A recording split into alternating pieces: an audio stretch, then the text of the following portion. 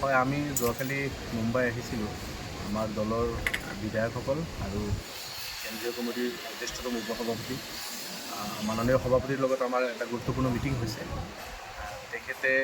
তেখেতৰ শাৰীৰিকভাৱে এতিয়া যথেষ্টখিনি তেখেতৰ অৱস্থা উন্নত হৈছে। আমি আশাবাদী কম দিনৰ ভিতৰত তেখেতে ভাল পাই অসমলৈ যাব পাৰিব। আৰু আমাৰ যিহেতু কিছুদিন আগত কাৰ্যকৰী কমিটিৰ মিটিং এখন আছিল গুৱাহাটীত, আৰু তাতে কিছু পৰামৰ্শৰ সিদ্ধান্ত হৈছিল আৰু সেইখিনি মাননীয় সভাপতিৰ লগত আলোচনা কৰি সেইখিনি এপ্ৰুভেলৰ কথা আছিল, যাৰ কাৰণে আমি আহি যোৱাকালি গোটেই দিনটো মিটিং কৰিলোঁ আৰু খুব ভাল মিটিং হৈছে।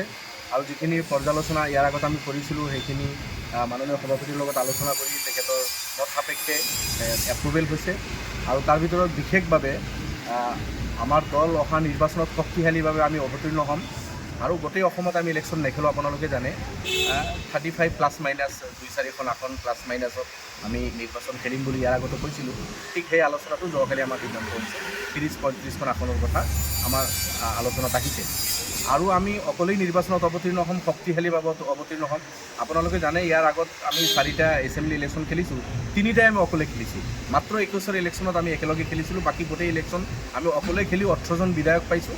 এইবুলিও আমি অকলেই শক্তিশালীভাৱে অৱতীৰ্ণ হ'ম। কোনো দলৰ ওচৰত আমি গৈ আমাৰ লগত বুজাবুজি কৰিব লাগে তেনেকুৱা ধৰণৰ প্ৰস্তাৱ আমাৰ ফালৰ পৰা আমি নিদিওঁ। কোনোবা দল যদি ভাবে যে আমাৰ প্ৰয়োজন আছে, তেখেতসকলে আহিলে তেতিয়া আমি দেখিম, পৰিস্থিতি সাপেক্ষে আলোচনা আমি কৰিম। ইয়াৰ পিছত আৰু BTAD ইলেকশ্যন সম্পৰ্কে আমাৰ আলোচনা হৈছে। BTAD ইলেকশ্যনতো আমি অৱতীৰ্ণ হ'ম আৰু BTADত আমাৰ কেণ্ডিডেট থাকিব। যোৱাকালি এইটো সিদ্ধান্ত হৈছে আৰু BTADৰ আমাৰ অৱস্থা ভাল, বহুত চিটত যথেষ্ট সংখ্যক কেণ্ডিডেটে আমাৰ পৰা টিকেট বিচাৰি তেখেতসকলে আহিছে। সংগঠন আমি কৰি আছোঁ শক্তিশালীভাৱে। BTADৰ নিৰ্বাচনত আমি এছেম্বলিৰ আগত ইয়াৰ বাহিৰে আৰু বহুকেইটা গুৰুত্বপূৰ্ণ সিদ্ধান্ত হৈছে, সেইখিনি টাইম টু টাইম আমি আপোনালোকক জনাম। তো যোৱাকালি মাননীয় সভাপতিৰ লগত আমাৰ বিধায়কসকল আৰু দলৰ কেন্দ্ৰীয় কমিটিৰ বিষয়ববীয়া আৰু তেখেতৰ লগত যিটো মিটিং আমাৰ হৈছে, বহুত ফ্ৰুটফুল মিটিং হৈছে, বহুত ভাল মিটিং হৈছে।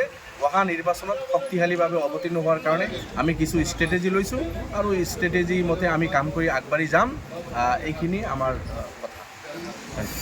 যিকোনো খবৰৰ বাবে যোগাযোগ কৰক 7099017330 লগতে 7099017110 নম্বৰত।